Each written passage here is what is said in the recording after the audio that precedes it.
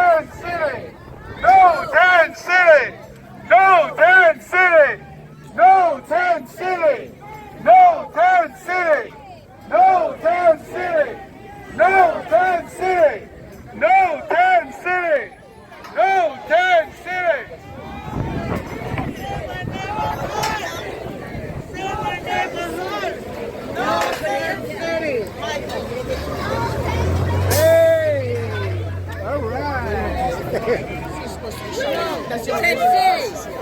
I mean, this one is police process. No, Tent City.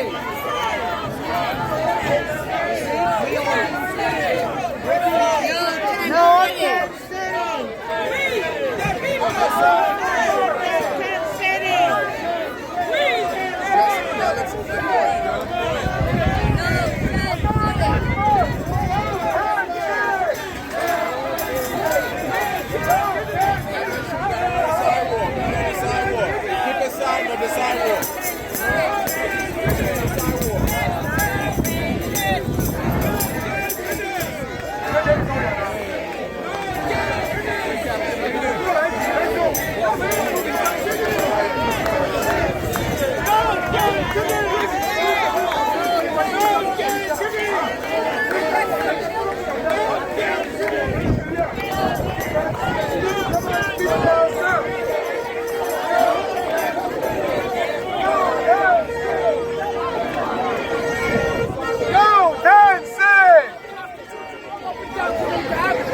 Why isn't anybody talking to child trafficking in our neighborhood? That's what it is.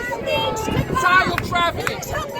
Jamaica Avenue is full of prostitution. 13-year-old girl. 13-year-old girl. And he is not doing that. He's in violation.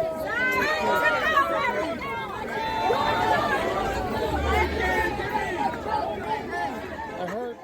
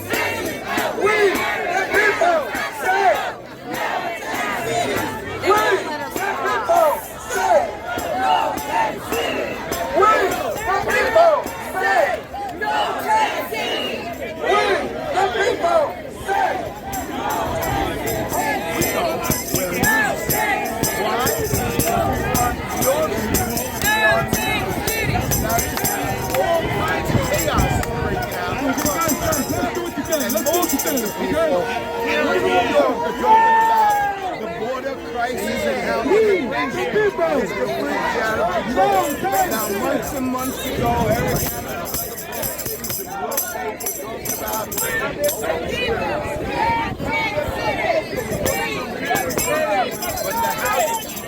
but the Republicans in the House of Representatives now, they're whipping up a bill to impeach.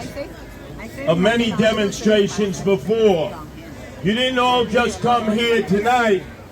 To the organizers who were here for the first demonstration last Thursday, and then Saturday, and then Tuesday, and then Thursday, and Saturday, and now again Tuesday. Let's give them a great round of applause. They've spread the message. And I'm proud to say that in a nonpartisan gathering of Democrats, Independents, Republicans, I think I've worn the hat of all three. I registered as a Democrat. I became chairman of the Reform Party and a Republican. So I think I'm best prepared to speak for everybody that this is about community.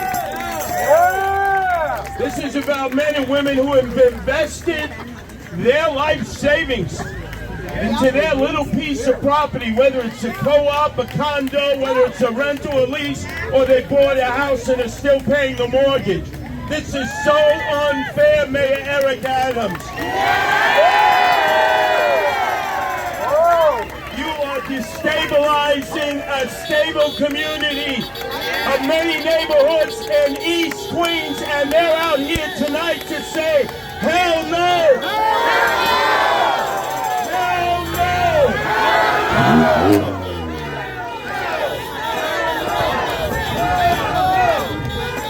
But I come here as somebody who remember at 18, I'm now 69. But at 18 years old, there was another community that was under siege. It was Forest Hills. At the time, very liberal, a lot of Democrats. They had helped elect John Lindsay mayor. Without them, he might not have been mayor. And John Lindsay did what this mayor, Eric Adams, did. And under the cover of darkness, he said, we're going to put a public housing project on 108th. And these people saw their value, their equity in their homes just immediately disintegrate. They begged him, they beseeched him, they said, Lindsay, please, not a public housing project. You can't do that here. And he said, I'm the mayor. I can do whatever the hell I want. And they gathered, and they protested, and they took their protest to City Hall and to Gracie Mansion, which may have to be our next step.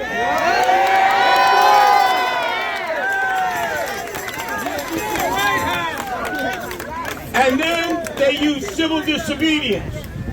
Now, I'm a veteran of civil disobedience. I've been arrested 77 times. And I don't mind there being a 7th, 8th arrest.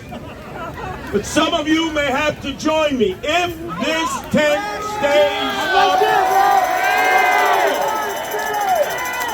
we may have to use the remedy that Forest Hills used and peacefully go in and chain ourselves to those facilities and say we won't leave until they leave. We won't leave until they leave. We won't leave until they leave. This is our neighborhood, not their neighborhood. This is our neighborhood. And look at the faces of everyone here tonight. Black, white, Hispanic, Asian, Southeast Asian. They're going to try to call you racist. It doesn't work.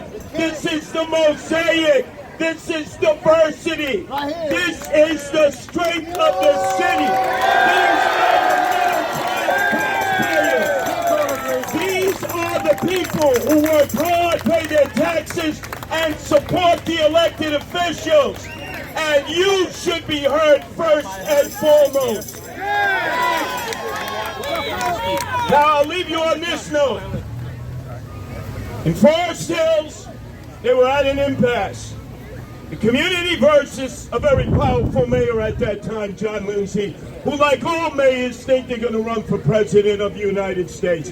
They're robots, they're titched, it never happens. But this mayor, like every other mayor, Bloomberg, Giuliani, Lindsay, and oh yeah, Comrade Bill de Blasio, they all think they're going to run for president. And it never happens. So the community said to Lindsay, we will follow you wherever you go, including to Florida when he was running for president, and they made him lose that Democratic primary. So we need to let Mayor Eric Adams know we're not just going to be here in Eastern Queens. Wherever you go, Eric Adams, as long as this tent stays up, as long as you put 1,000 illegal alien, single, able-bodied men here with nothing to do, nowhere to go but to get into trouble, we will become Eric Adams' worst nightmare.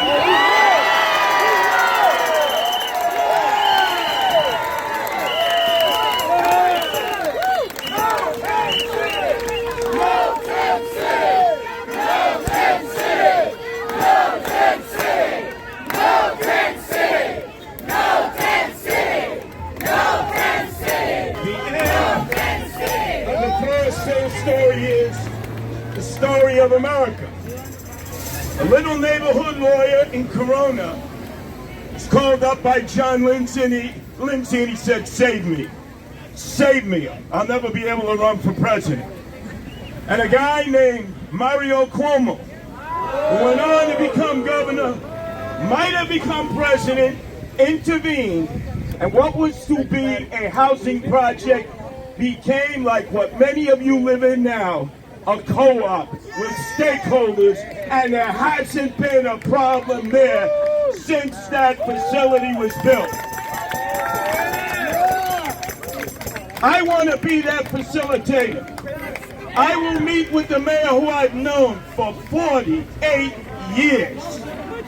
And I will sit with him and I will say, Eric Adams, here's the plan. You're the swagger man with no plan. Right. Here's the plan. I and the guardian angels who are in the streets will get the emotionally disturbed persons, the mentally ill who live in our subways, our streets, and our parks, who are lost souls, who need desperate help, who are a danger to themselves and everyone else. We'll put them on buses and we'll bring them in the empty rooms and the empty tiers of Creedmoor, which is what this psychiatric facility was built for. We need to help our own Americans. Many of them are people of color. Many of them are African American, without which Eric Adams would not be mayor today. Eric, remember your priorities. Your peeps need you. We need to house people who are emotionally disturbed, who have mental health issues, who are schizophrenic and bipolar in this facility that is only 30% occupied. Only 30% of the beds are being used. I think that's a fair compromise. What would a humanitarian society want? Emotionally disturbed Americans putting themselves in danger and you in danger. Our Americans living in subways, living in squalor, living in filth, with nowhere to go, nothing to eat. Men and women who served our country valiantly in our military services. Eric Adams, you help Americans first. You help New York City residents first. That's what you were elected to do. Leave it to the Papachulo, the guy who said in his debate, I'm your daddy, you can cross the border. Send them back to Washington, D.C. and let Joe Biden do it.